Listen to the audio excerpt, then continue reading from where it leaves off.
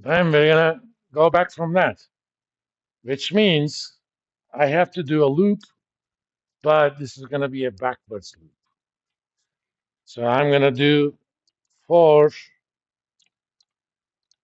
I row equals I step minus 1 to 0, step minus 1. So let's assume I step was 100. It says do this loop from 99 to 0, but every time take a backward step instead of forward. That's what step minus 1 means.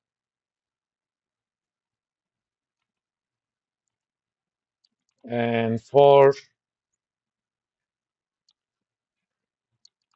J row equals negative I row to I row, those are the price steps. Okay, I had to be careful here. Not that it mattered too much.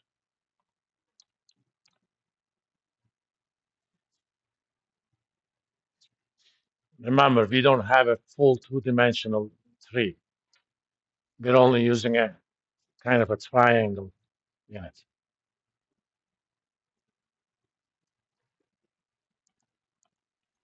Right now, I'm just going to do the expected value. Technically, we need to do the present value of that, but I'll get to that. That's easy to modify. The value of the O3 at this node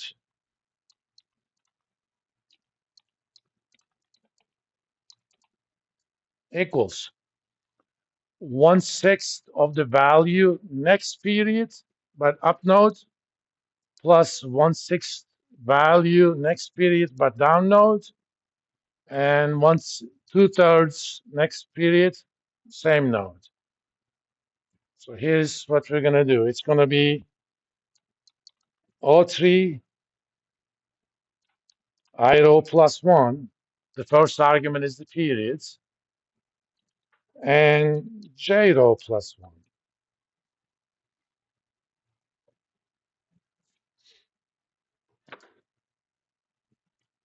That's the up node plus O3 I row plus 1, J row minus 1. That's the down node next period. Of course, I'm going to divide this whole thing by 6 plus the central node O3 I row plus 1, J row times 2 divided by 3. Okay. Or I'm going to just multiply that by 2. I'm going to be smart.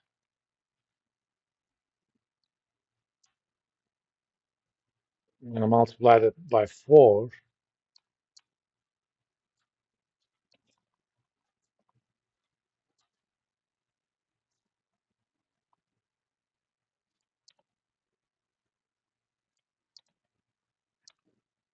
Divide the whole thing by 6. I'm just being, 1/6, 1/6, or 1, 1, 4, but the whole thing divided by 6.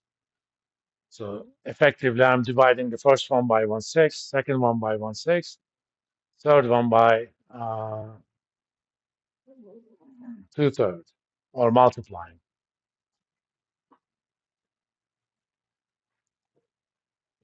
That's basically the expected value. Next, J row. Next, I row. If we did not have to worry about two things. One, yes, I'm calculating the expected value of what the option would be worth next period. but that's next period. So I need to discount that using interest rate. That's one thing. And two, I also need to worry about whether or not I would be better off exercising this option. Right now, I'm assuming as if I don't have the option to exercise. If it's an American option, I can exercise it anytime I want. If it's European, only at the very end. Okay. So let's build a construct for our, uh, let's do a little function for function um,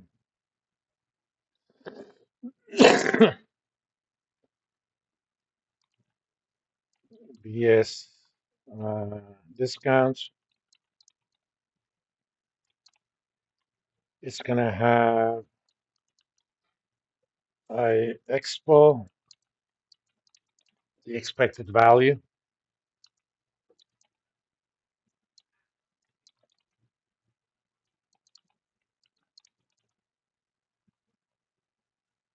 and let's call this I rate, or let's call this I disk as double.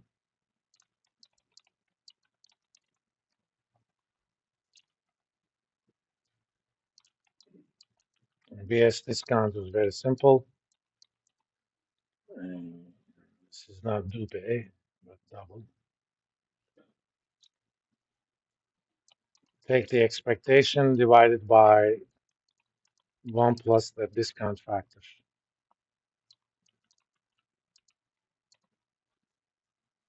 We're going to calculate what that should be within the thing. The only reason I'm even separating it is to kind of make it cleaner. Let's calculate here first.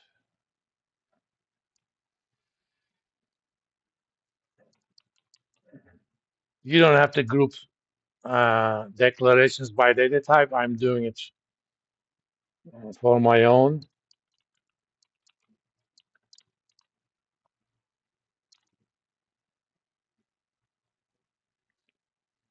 For reasons that are too advanced for it, we're going to actually use a so-called continuously compounded interest rate. I'll show you how to convert a regular interest rate into that. I disk is going to be X negative I rate times, in fact, that is the discount factor itself. I rate times D time. In fact, this is going to be not 1 plus, but just I disk. That is the discount factor. Oh, times in this case. I'm sorry. That negative makes it already that. So this thing is going to give you the discounted version. Let's do another function that's going to tell us if it's American, whether or not the option should be exercised.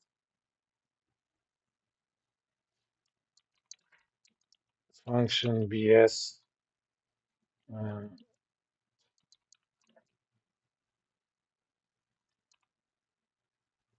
And let's call this I value as double,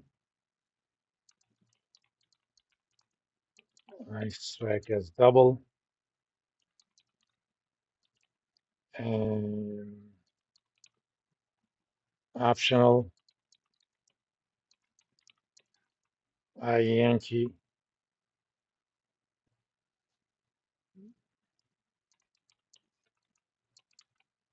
as Boolean equals false.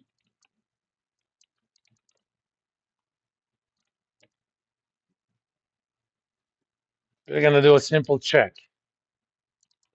if I Yankee equals false,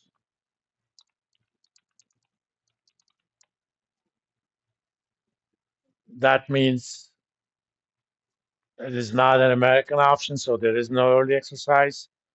Whatever value I calculated for the option for that node is that value. So we're not going to do anything.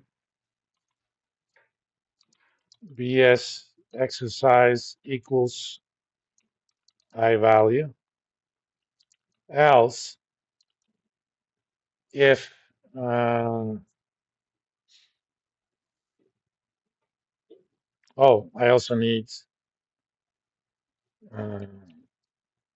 I price here.